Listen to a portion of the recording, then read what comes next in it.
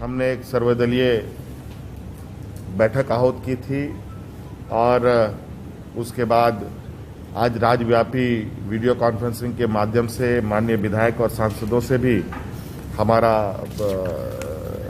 चर्चा होना है मौजूदा राज्य की परिस्थिति को लेकर।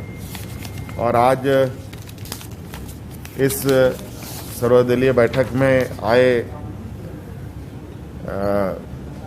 भारतीय राष्ट्रीय कांग्रेस के लोग,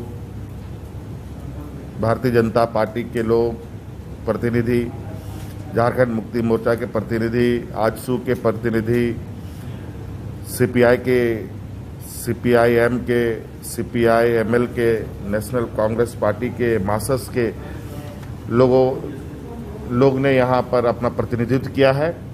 और मैं सब लोगों को बहुत बहुत धन्यवाद देता हूँ कि उन्होंने अभी इस चर्चा में कोरोना के विषय में राज्य में क्या बेहतर किया जा सकता है और राज्य सरकार के द्वारा किए जा रहे कार्यों के विषय में भी उन्होंने कई सुझाव दिए हैं और कई कार्य का सराहना भी किया है। और हम चाहते हैं कि हम सभी लोग मिलकर इस संक्रमण की जंग को लड़ें। और आज इसके लिए जो चिंताएं सरकार की है वही चिंताएं राज्य के सभी राजनीतिक दलों की भी है।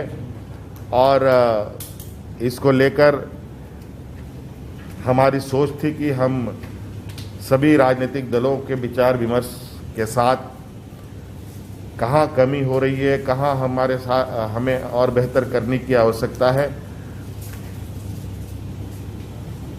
उसकी जानकारी लें।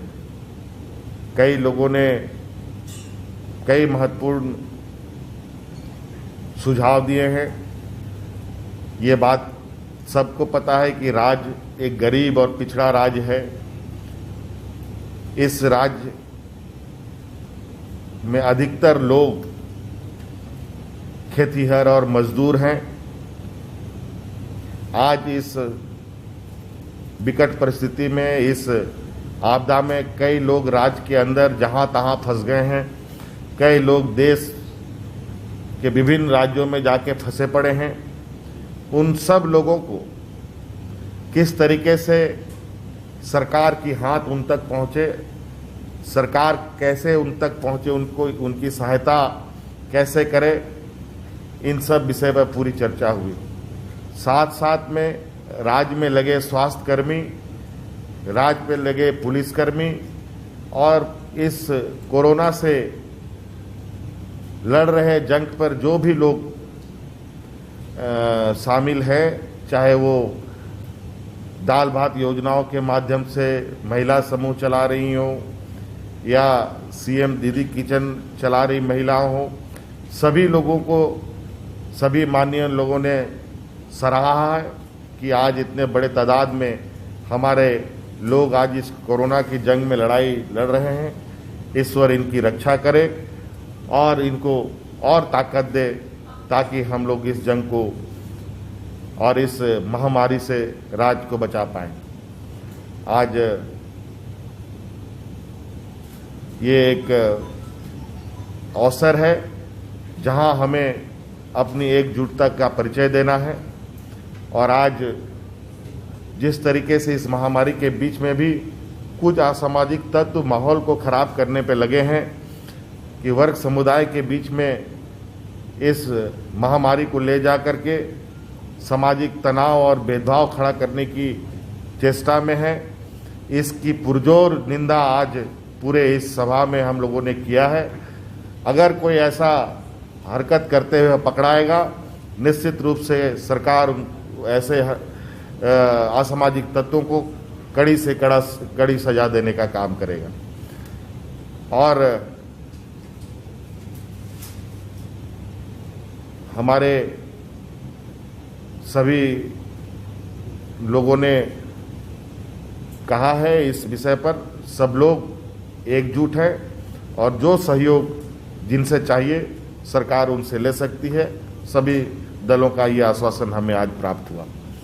ये विषय पर भी लोगों ने सुझाव दिया है। कई लोगों का सुझाव आया कि लॉकडाउन बढ़ाया जाए, कई लोग सुझाव आया है कि लॉकडाउन समाप्त हो, लेकिन ये आपदा है। ये एक ऐसी परिस्थिति है कि हर मिनट इसमें बदलाव होता है। ये विपत्ति कभी भी कोई विकराल रूप ले सकता है और कभी भी ये थोड़ी देर के लिए शांत हो सकता है या खत्म हो सकता है, कोई कुछ नहीं कह सकता। ये एक तूफान है।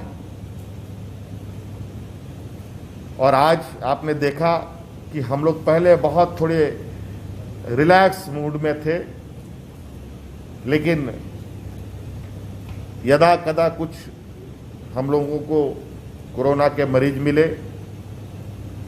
और अचानक एक दिन बड़ी संख्या में हमें कोरोना का मरीज हमारे सामने आया। हम लोगों ने उनकी पहचान की।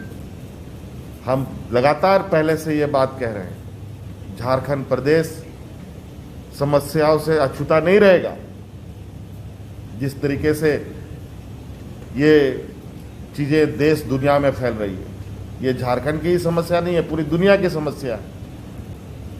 लेकिन हम थोड़ा विलंब से इस समस्या के चपेट में आएंगे और वो समस्या हम चौतरफा से घिरे जाएंगे। आज इसलिए बहुत संयमता के साथ, बहुत योजनाबद्ध तरीके से, कई चुनौती हमारे सामने हैं अभी भी, उन चुनौतियों को लेते हुए हमें ये जंग जीतना है। देखिए, ये मरकज का जो विषय है, हम ये मरकज के विषय पर कोई टिप्पणी नहीं करेंगे। आज इस संक्रमण के विषय में जरूर टिप्पणी करेंगे। ये संक्रमण देश का नहीं, विदेश से आया है और विदेश से आने वाली चीज़ों का आकलन और उस पर चिंता और विषय, ये चिंता और मंथन सबसे अधिक पहले भारत सरकार को करनी होती है। वही रास्ते से आज देश में चीज़ें आई हैं। अब हम लोग भी आज देश के हिस्से हैं। अब कई निर्णय हमारे प्रधानमंत्री जी देश के लिए करते हैं। इस विषय पर उनका क्या निर्णय आता है, और हम तो यहाँ कोई भी मरीज पकड़ा रहा है, चिन्हित हो रहा है, चाहे वो देश का हो चाहे विदेश का हो, हमारे लिए मरीज नहीं। अभी ये तो अभी की जंग में हमारी तो इतनी स्थिति खराब होगी, जिसके लिए हमने प्रधानमंत्री जी से तो कहा है कि हमारा राज्य में, मेरे राज्य के लिए दूसरा कोई दरवाज़ा नहीं है, केंद्र का ही दरवाज़ा सीधा है। केंद्र हमें अधिक से अधिक मदद करे। मैंने पहले ही कहा कि चुनौती हमारे लिए अभी कम है, चुनौती अभी कुछ दिनों के बाद होगी। जब लॉकडाउन खुलेगा उस समय हमारी चुनौती बहुत बढ़ेगी और उसके लिए हम लोगों ने कार्य योजना बनाने के लिए विभागों को कह रखा है।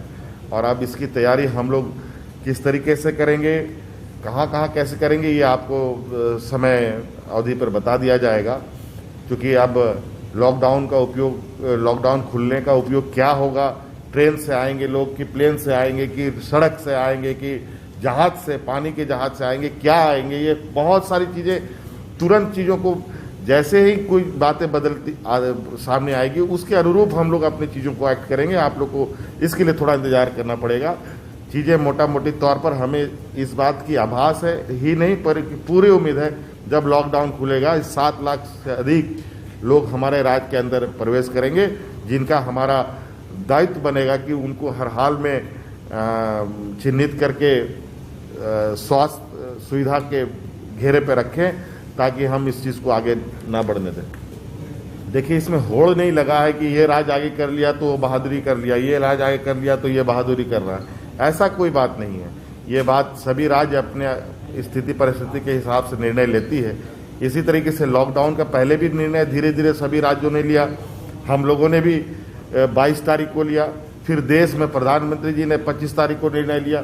ये आपदा का समय एक जगह एक कॉमन निर्णय सबके लिए, हर निर्णय सही होगा ये उचित नहीं है। हम लोग देखिए, अगर जो लोग छिपा रहे हैं तो निश्चित रूप से वो अपने मौत को दावत दे रहे हैं।